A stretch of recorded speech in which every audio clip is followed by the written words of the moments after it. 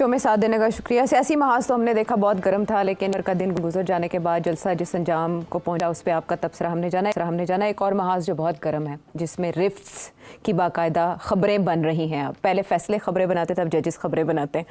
असल में जो 8 जजेस की वजाहत आई उसको लेकर कल भी डिस्कशन हुई। अब उस पर चीफ जस्टिस ऑफ पाकिस्तान ने 9 सवाल उठा दिए हैं। ये क्या जाहिर करता है? देखिए, मैंने अपने तज़किये में ये कहा था कि डिप्टी रजिस्ट्रार ने जो बात की है इसकी बड़ी अहमियत है। इससे तो नज़र ये आ रहा है कि अब 2 ग्रुप्स जो हैं वो अब हाथों पैरी हो जाएंगे और डिप्टी रजिस्ट्रार ने पहला शॉट फायर कर दिया और ये ज़ाहिर है अप्रूवल के बगैर नहीं किया। चीफ जस्टिस साहब की अप्रूवल होगी तो उसने ये बात की, ठीक। तो उसने चैलेंज कर दिया जी। ये हमने कल डिस्कस किया था, ठीक है। मगर आज चीफ जस्टिस साहब खुद कूद गए ताकि यार ये कोई वजाहत की अब क्या ज़रूरत रह गई, क्लियर ही कर दी जाए बात कि भाई ये। और उन्होंने ये 9 सवाल खड़े कर दिए कि जी ये एप्लीकेशन जो थी, जो सुनी गई, ये किसने फाइल की थी, कौन थे वो एप्लीकेंट्स, ये क्यों नहीं आई Supreme Court practice and procedure act के तहत, कमेटी के सामने क्यों नहीं आई उसके सामने जी। और किसने ये इसको फिक्स किया हेयरिंग के लिए, हमने तो नहीं किया कॉज लिस्ट के बगैर। और फिर ये कि क्या अटॉर्नी जनरल को बुलाया था कि नहीं बुलाया था, फिर कैन को नहीं बुलाया था, कैसे आपने ये बैठ के फैसले कर दिए, ये कहाँ हुआ, कोर्ट रूम में हुआ, चैम्बर में हुआ, और क्यों हुआ और कैसे हुआ।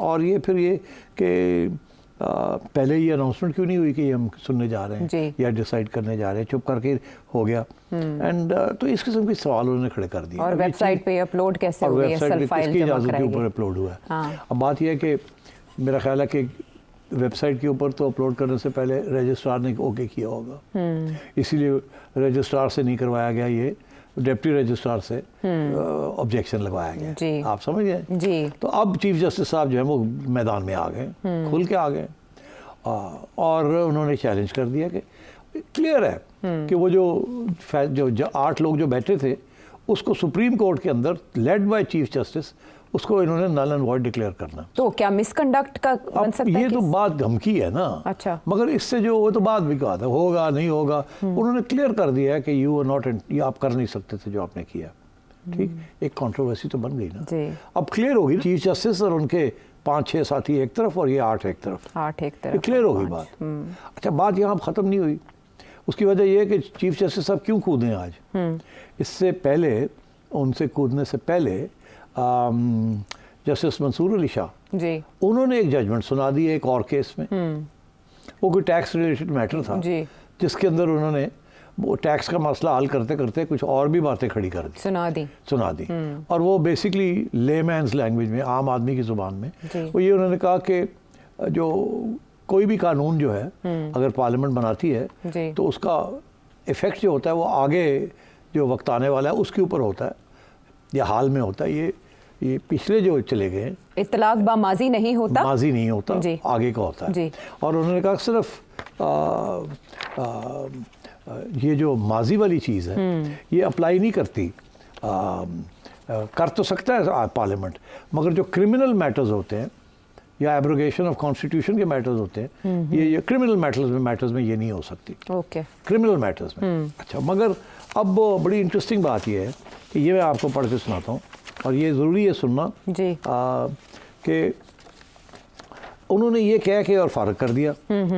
और इशारा ये है कि ये जो इलेक्ट्रल एक्ट के अंदर तरमीम की गई है अभी पार्लियामेंट में जो हुई है जी, जिसमें उन्होंने रेट्रोस्पेक्टिव इफेक्ट जी, माजी के जो कानून बनाया वो माजी में जो कुछ हुआ उसको भी अप्लाई करेगा।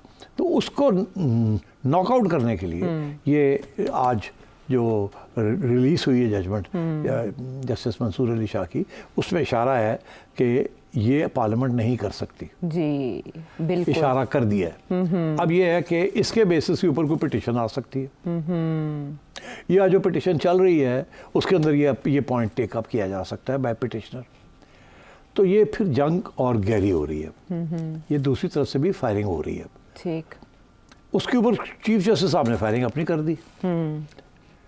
और अब जब आप बात करते हैं लोगों के साथ, कानूनगों के साथ, वो आगे से आपको कहते हैं कि ये समझ नहीं आ रही कि जस्टिस मंसूर अली शाह ने ये जो हवाला दिया है कि रेट्रोस्पेक्टिव इफेक्ट जी क्रिमिनल मैटर्स में नहीं हो सकता जी या इस किस्म की चीज़ों में नहीं हो सकता, ये तो गलत बात है। क्योंकि जब नैब का तरमीम आई थी, नैब के क्रिमिनल इन्वेस्टिगेशन का जी, बिल्कुल। इदारा है ना, तो हुआ ये था कि इन्होंने रेट्रोस्पेक्टिव इफेक्ट एक नैब कानून पास किया, ठीक, जिसके बेसिस के ऊपर शहबाज शरीफ साहब ने और बाकी लोगों ने केसेस खत्म करवा लिए। जी उसके बाद वो चैलेंज हो गया।